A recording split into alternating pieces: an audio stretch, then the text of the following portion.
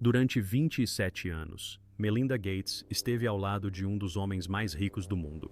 Ela sorria nas fotos, administrava a fundação deles e criou 3 filhos. Mas, em 2021, ela se afastou de tudo. O divórcio chocou a todos. O acordo foi de 76 bilhões de dólares. As pessoas cochichavam sobre os erros de Bill, mas Melinda permaneceu em silêncio.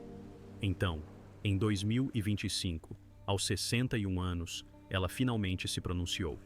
Revelou um encontro em 2013 que a deixou doente. Falou sobre as mentiras que se acumulavam e admitiu o verdadeiro motivo de sua separação.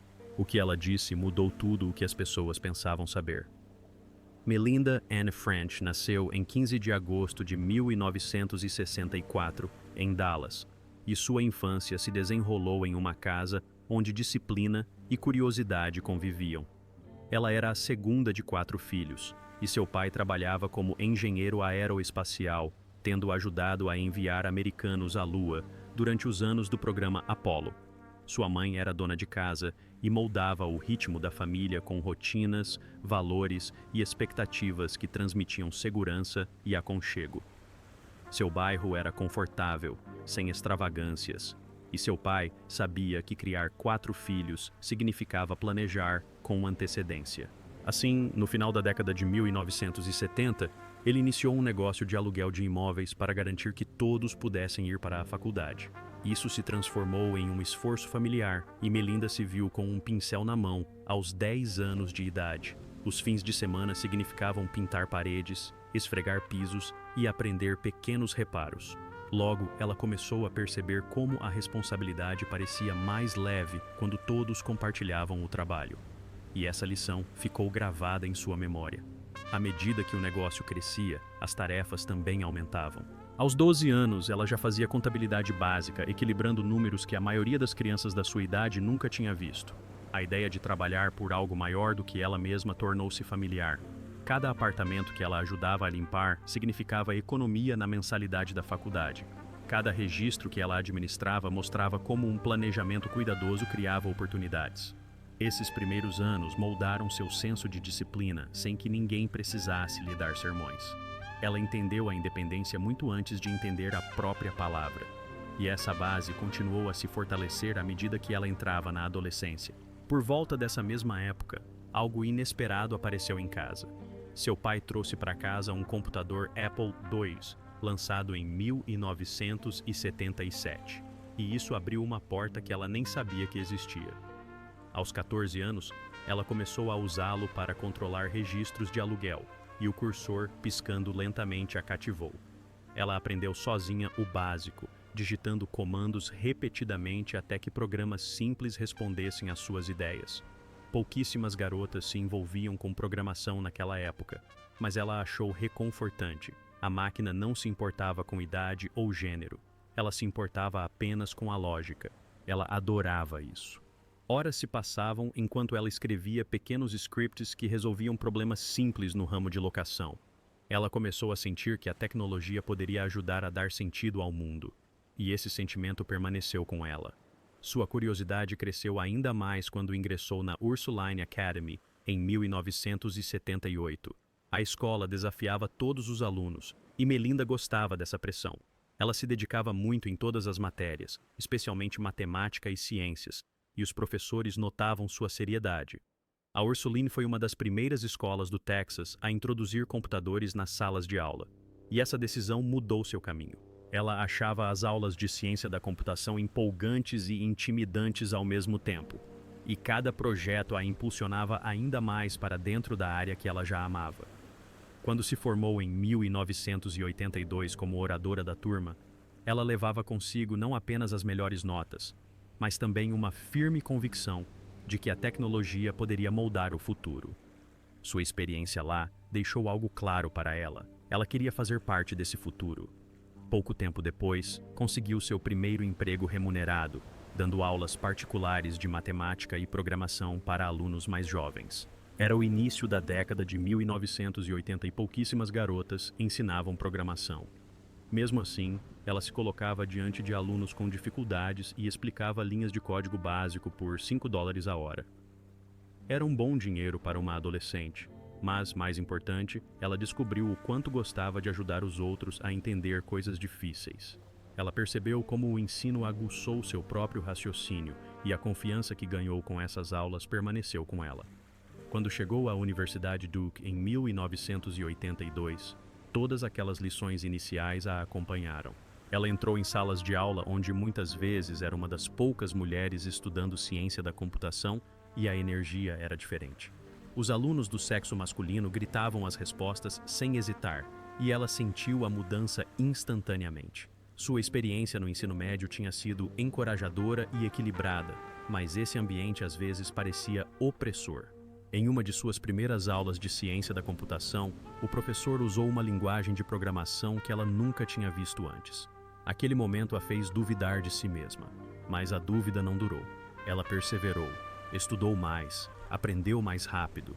Em 1986, ela concluiu sua graduação em Ciência da Computação e Economia.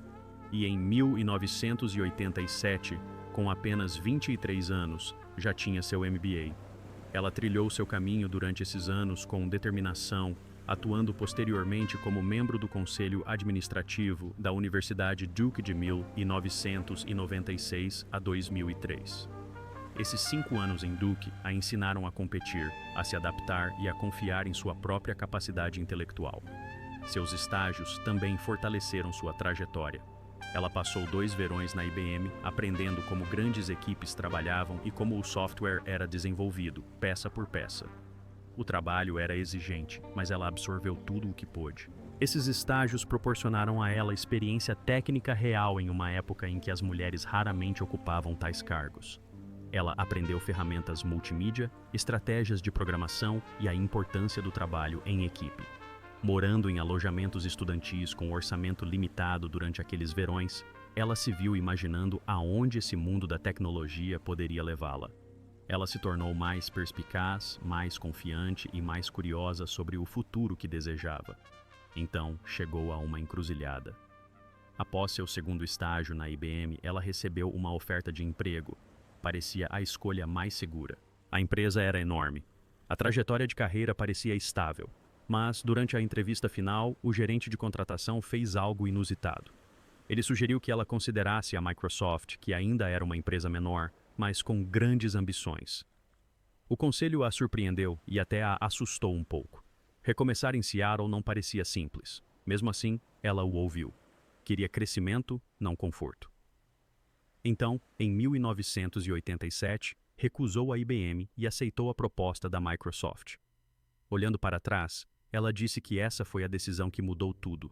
Ela chegou à Microsoft em agosto de 1987, aos 23 anos, como gerente de produto, com um MBA recém-concluído e uma determinação discreta de contribuir com algo significativo.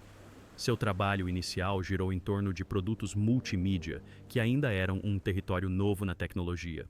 Um de seus primeiros grandes projetos foi o Cinemania, um guia de filmes em CD-ROM lançado em 1992. Ele combinava filmes, curiosidades, informações sobre o elenco e recursos interativos de uma forma que a maioria das pessoas nunca tinha visto. O projeto vendeu mais de 200 mil cópias em seu primeiro ano e mostrou que o entretenimento digital podia ser prático e divertido. Esse sucesso a ajudou a encontrar seu lugar dentro da empresa. Pouco tempo depois, ela liderou a equipe que criou a Enarta em 1993. A Enarta se tornou uma das enciclopédias digitais mais importantes de sua época. Ela combinava texto, fotos, clipes de áudio e vídeo em um único produto. E, em 1995, já havia vendido mais de 1 milhão de cópias. Famílias a usavam para tarefas de casa, escolas a adotaram, computadores ao redor do mundo a carregavam, e ela orientou cada etapa do processo, do design ao conteúdo e a forma como os usuários interagiam com ela. Enarta mostrou a ela o quão poderosa a tecnologia bem executada poderia ser. Paralelamente a esses projetos, ela gerenciou produtos como Publisher, Bob, Money, Works e as partes multimídia do Word. Cada projeto apresentava seus próprios desafios. O Microsoft Bob tornou-se o mais difícil. O Bob tentou tornar os computadores mais amigáveis usando uma interface de casa virtual. mas o hardware da época não estava preparado para isso. O programa enfrentou dificuldades e foi descontinuado. Ainda assim, ela tirou lições valiosas dessa experiência. O fracasso não a diminuiu. Pelo contrário, a tornou mais forte e mais disposta a experimentar ideias ousadas. No início da década de 1990, ela se tornou gerente geral de produtos de informação, liderando equipes de mais de 100 pessoas e impulsionando inovações que levaram o sucesso da Microsoft no setor multimídia a quase 90% de participação de mercado. Sua liderança ajudou a empresa a se tornar uma potência global. Suas decisões moldaram softwares usados em lares ao redor do mundo, e sua reputação cresceu de forma discreta, porém constante. Em 1996, ela ajudou a impulsionar a Expedia, um projeto que transformou a maneira como as pessoas reservavam viagens. Preços de voos em tempo real, reservas online e uma interface amigável fizeram dela um dos serviços de viagens digitais de crescimento mais rápido da época. Em 1998, gerou saindo 250 milhões em reservas. Em 2002, a receita ultrapassou os 590 milhões e a empresa empregava mais de 400 pessoas. A empresa cresceu mais rápido do que a maioria esperava, e sua liderança desempenhou um papel fundamental nessa ascensão. Durante esses mesmos anos, ela também lidou com a pressão das batalhas antitrust da Microsoft na década de 1990. O Departamento de Justiça investigou a empresa por práticas monopolistas e todas as divisões sentiram o peso do escrutínio. Sua equipe se concentrou na qualidade do produto e na experiência do usuário enquanto navegava por esses desafios, e a Microsoft manteve sua posição como a principal empresa de software, apesar da constante tensão legal. Por trás de todo o trabalho, algo pessoal se desenrolava silenciosamente. Em 1987, ela e Bill Gates começaram a namorar, mas mantiveram o relacionamento em segredo devido às normas da empresa. Eles passaram 3 anos construindo uma parceria que era tanto pessoal quanto intelectual. Em 1º de janeiro de 1994, casaram-se na ilha de Lana, no Havaí, em uma pequena cerimônia com apenas cerca de 20 convidados.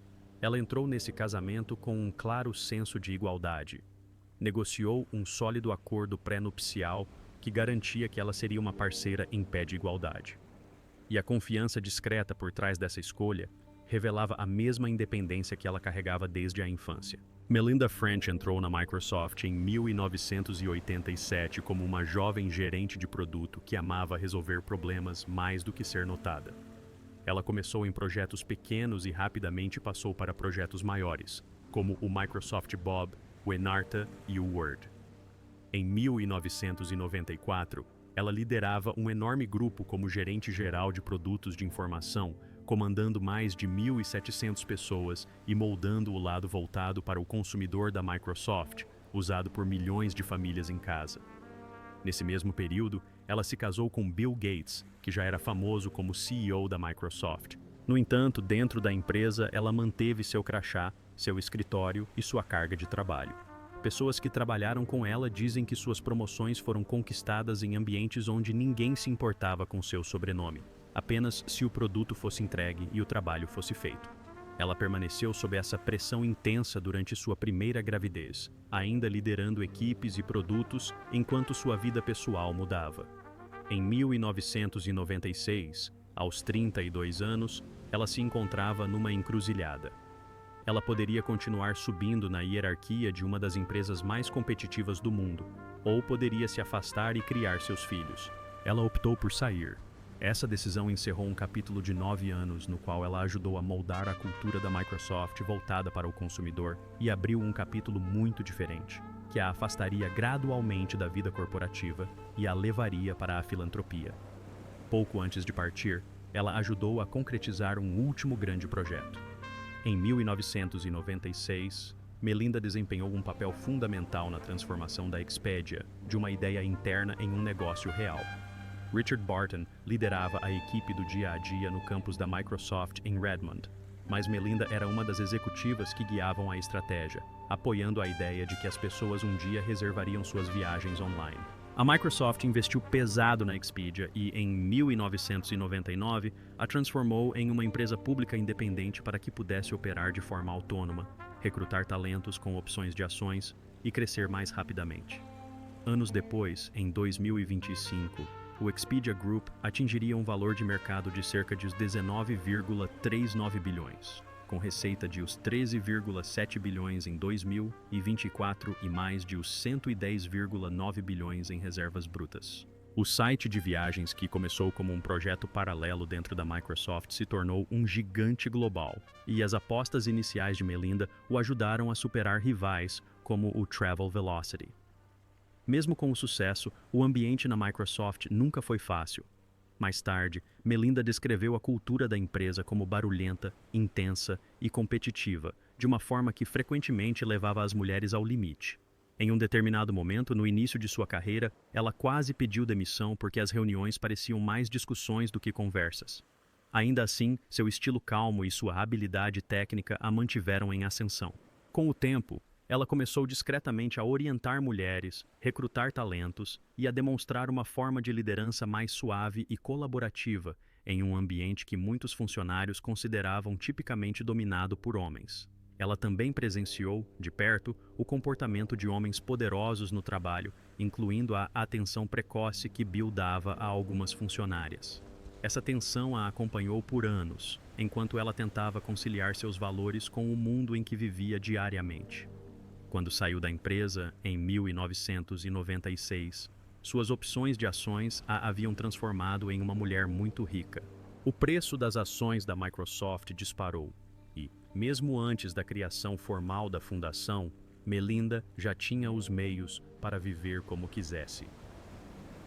Em vez de apenas acumular riqueza pessoal, ela começou a investir em um futuro diferente. Nos anos seguintes, ela e Bill transferiram bilhões de dólares em ações da Microsoft para o que viria a ser a Fundação Bill e Melinda Gates. No início dos anos 2000, o casal já havia doado cerca de 20 bilhões de dólares para a fundação, transformando-a na maior organização filantrópica do gênero. Seu patrimônio líquido ainda estaria na casa das dezenas de bilhões, em torno de os 17,4 bilhões em 2025. Mas agora, a maior parte de sua energia era direcionada para usar esse dinheiro para algo além do lucro, especialmente por meio de uma empresa que ela criou posteriormente, chamada Pivotal Ventures, focada em mulheres e famílias. A história filantrópica não começou de repente, ela cresceu gradualmente. Em 1994, eles criaram a Fundação William H. Gates, um esforço familiar modesto a princípio, centrado em saúde e educação.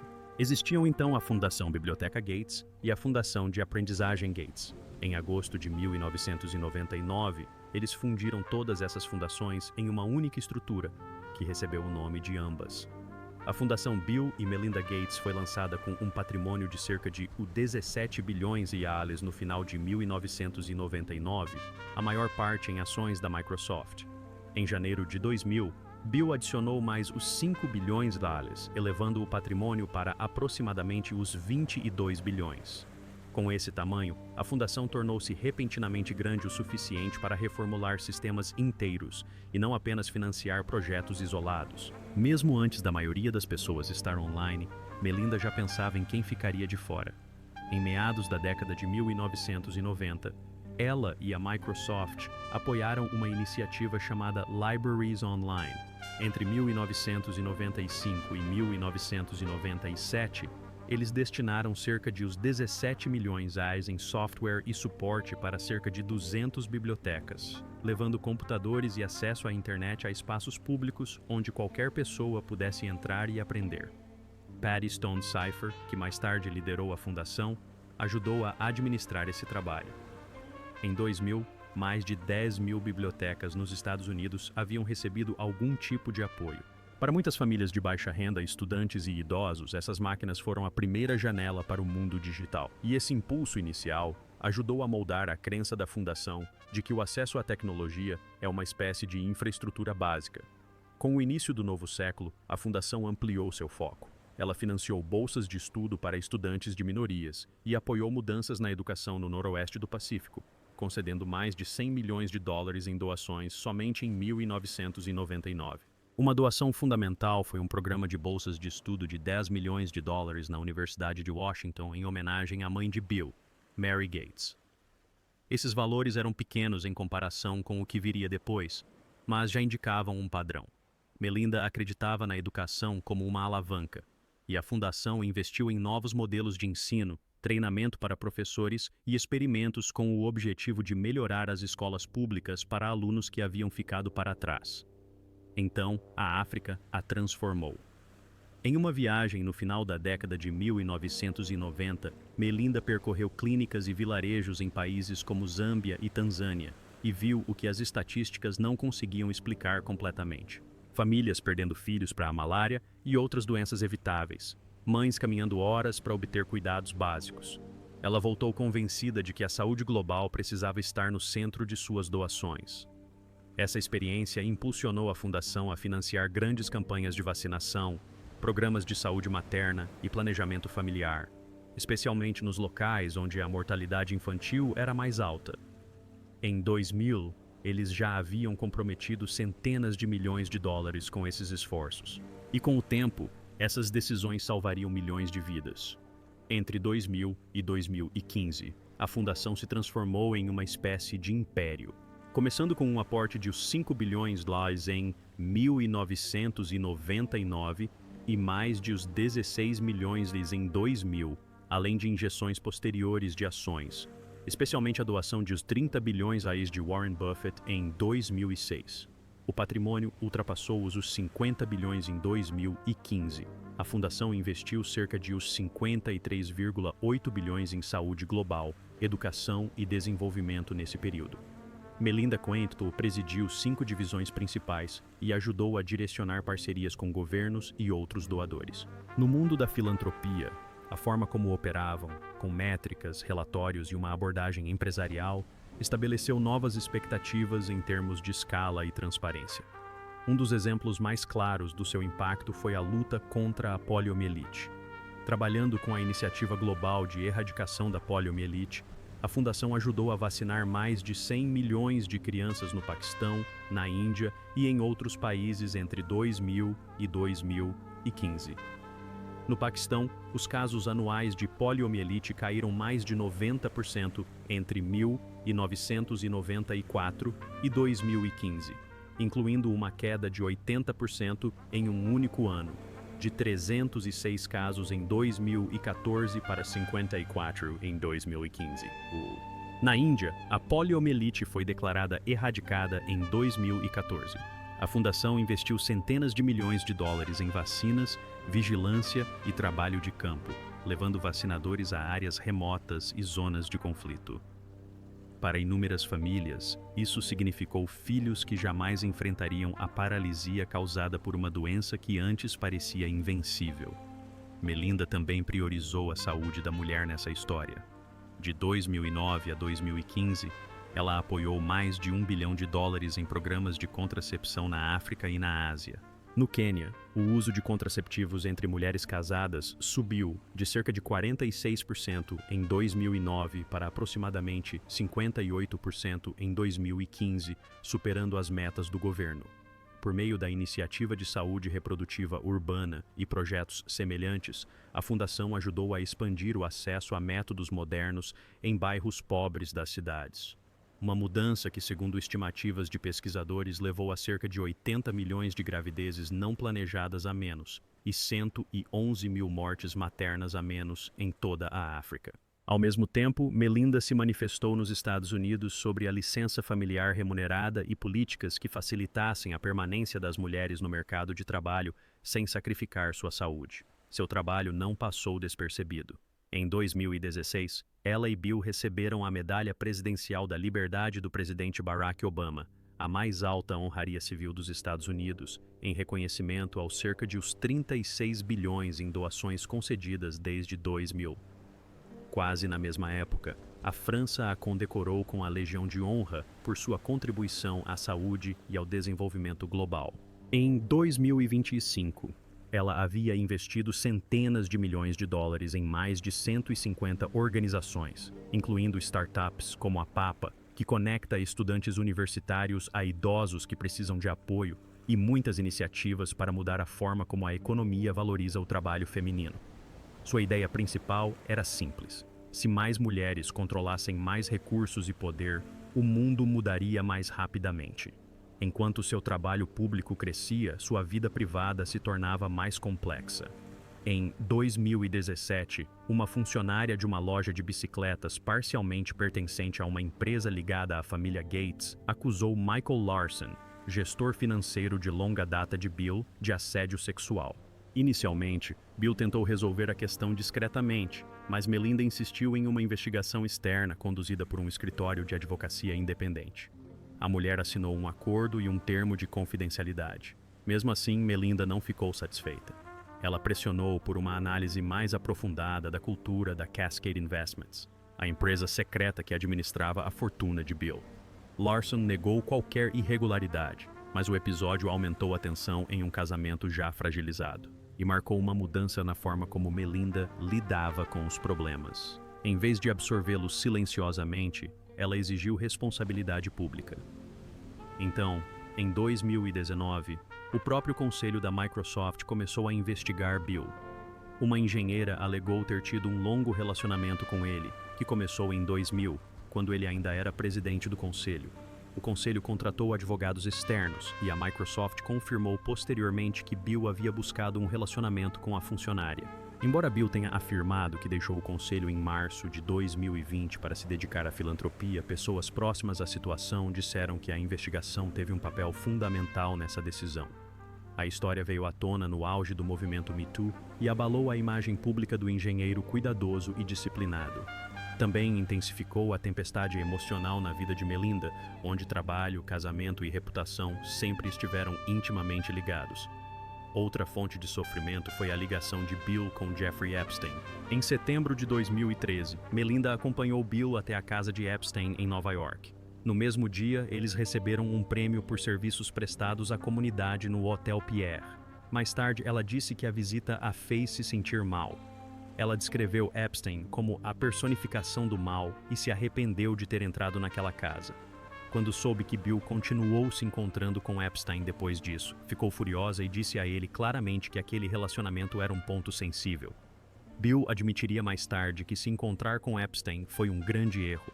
Mas, a essa altura, a ligação dele com um criminoso sexual condenado já havia se tornado uma grande fissura no casamento e uma grande fonte de medo e raiva para Melinda. Enquanto tudo isso acontecia, ela tentava se manter focada no trabalho.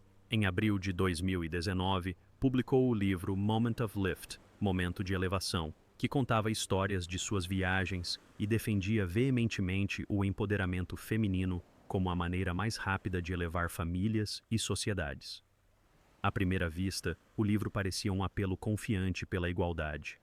Nos bastidores, ela lidava com pânico, pesadelos e a sensação de que a vida que havia construído ao redor do marido não era mais estável. Escrever o livro a obrigou a revisitar memórias dolorosas de ser uma das poucas mulheres em ambientes predominantemente masculinos, e a confrontar o quanto de si mesma havia deixado de lado para apoiar Bill e a fundação. Mais tarde, naquele mesmo ano, durante uma viagem ao Novo México, a pressão finalmente a fez ceder. Amigos contam que Melinda teve o que pareceu um pesadelo vívido enquanto estava acordada, uma espécie de colapso que mostrou a profundidade do dano. Quando voltou do Novo México no final de 2019, ela começou a considerar seriamente o divórcio. Ela e Bill se separaram discretamente enquanto advogados e assessores trabalhavam nos bastidores. A separação só se tornou pública em maio de 2021, mas a partir desse momento, ela já sabia que o casamento estava chegando ao fim. O anúncio público em maio de 2021 chocou o mundo. Após 27 anos de casamento e 3 filhos, Bill e Melinda Gates declararam que seu relacionamento estava irremediavelmente rompido. Reportagens posteriores revelaram que ela já havia consultado advogados de divórcio em outubro de 2019, após a divulgação de mais histórias sobre os encontros de Bill com Epstein. O acordo se tornaria um dos maiores da história. Acredita-se que Melinda tenha recebido bens avaliados em cerca de os 76 bilhões, tornando a separação um dos divórcios mais caros já registrados.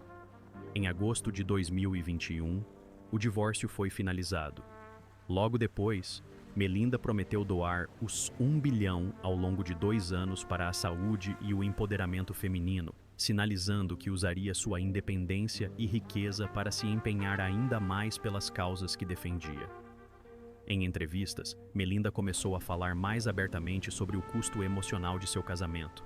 Ela falou sobre as infidelidades de Bill, incluindo o caso com uma funcionária da Microsoft que desencadeou a investigação do conselho e como essas traições alimentaram crises de pânico e pesadelos. Ela descreveu a perda do seu senso de identidade por mais de uma década, enquanto estava ao lado de um dos homens mais poderosos do mundo e carregava as responsabilidades da fundação. A terapia a ajudou a reconstruir lentamente sua identidade e a lidar com o que havia acontecido sem trair seus próprios valores. Após o divórcio, Bill declarou publicamente que o relacionamento com Epstein foi um erro grave de julgamento, enquanto Melinda se concentrou mais em apoiar as vítimas e defender a responsabilização. Em maio de 2024, outra ruptura se tornou oficial. Melinda deixou a Fundação Gates, deixando Bill como o único presidente. Por mais de 20 anos, ela ajudou a construir e guiar a instituição que levava o nome de ambos. Agora, ela se afastava dessa plataforma compartilhada para se concentrar totalmente em seu próprio caminho. Ela prometeu destinar pelo menos os 1 bilhão ao longo de 2 anos para projetos voltados para mulheres e meninas, e afirmou que deixar a fundação lhe permitiria alinhar seu tempo e recursos mais diretamente com sua missão pessoal. Sua saída levantou questionamentos sobre o futuro da fundação e também evidenciou como poucas mulheres detiveram esse tipo de poder na filantropia global. Após o divórcio, Melinda começou a compartilhar pequenos vislumbres de sua nova vida. Ela falou sobre estar em um relacionamento muito feliz e sobre se sentir mais em paz. Investiu mais em empreendimentos cruciais, apoiou novas iniciativas e sempre retornou ao mesmo tema central. Quando as mulheres têm poder, famílias, comunidades e economias se beneficiam. Sua história deixou de ser sobre ser a esposa de um fundador famoso e passou a ser sobre uma mulher que se reconstruiu após uma tempestade pública e privada. Em meados da década de 2020, sua situação financeira permanecia enorme, com um patrimônio líquido estimado em cerca de 15,2 bilhões de dólares. Uma grande parte desse valor foi destinada, direta ou indiretamente, à resolução de problemas complexos que afetam mulheres e meninas, por meio de iniciativas cruciais. Ela investiu centenas de milhões em mais de 150 organizações. Essas organizações variam de empresas de tecnologia e finanças a projetos de mídia e iniciativas políticas voltadas para o aumento da representatividade feminina e a mudança das políticas de assistência aos filhos. Seu dinheiro também esteve presente em locais mais específicos. No Paquistão, por exemplo, a Fundação Gates ajudou a financiar um empréstimo concessional de 55 milhões de euros em dezembro de 2023, que incluiu um aporte de capital de 20 milhões de euros da Fundação para apoiar instituições nacionais de saúde e a iniciativa de erradicação da poliomielite no Paquistão. Esse dinheiro fortaleceu os esforços de imunização, pagou e treinou profissionais de saúde do sexo feminino e aprimorou os sistemas de rastreamento de doenças. Também inspirou programas locais que utilizaram seu modelo de investimento em projetos voltados para mulheres, incluindo serviços de tecnologia financeira para mulheres que desejavam ter mais controle sobre suas finanças. Em 2025, a voz de Melinda tornou-se ainda mais pessoal. Ela lançou um livro de memórias intitulado The Next Day, em abril daquele ano. Nele, ela relembrou seus anos de faculdade, sua entrada no mundo da tecnologia, sua experiência na Microsoft, a maternidade, a perda de uma amiga próxima e o longo desmoronamento de seu casamento. Ela escreveu abertamente que o divórcio foi necessário porque a honestidade e a confiança haviam se rompido. Ela descreveu a intimidade como impossível quando a desonestidade permeia um relacionamento. Ela escreveu sobre ataques de pânico e pesadelos e como a terapia a ensinou a lidar com a traição sem trair a si mesma. Ela também revelou que a separação ocorreu em segredo por mais de 1 ano antes de o mundo saber de algo. Quase na mesma época, ela participou do programa The Late Show with Stephen Colbert e falou diretamente com milhões de telespectadores. Nessa entrevista de abril de 2025, ela disse que precisou terminar o casamento porque não havia honestidade suficiente para sustentar uma confiança verdadeira. Ela explicou como a terapia a ajudou a manter sua integridade e confirmou que agora estava em um ótimo relacionamento. Ao vê-la falar, as pessoas perceberam que se tratava de uma mulher que havia vivido dentro de uma das parcerias mais famosas do mundo e que, em seguida, se afastou para se definir por seus próprios termos.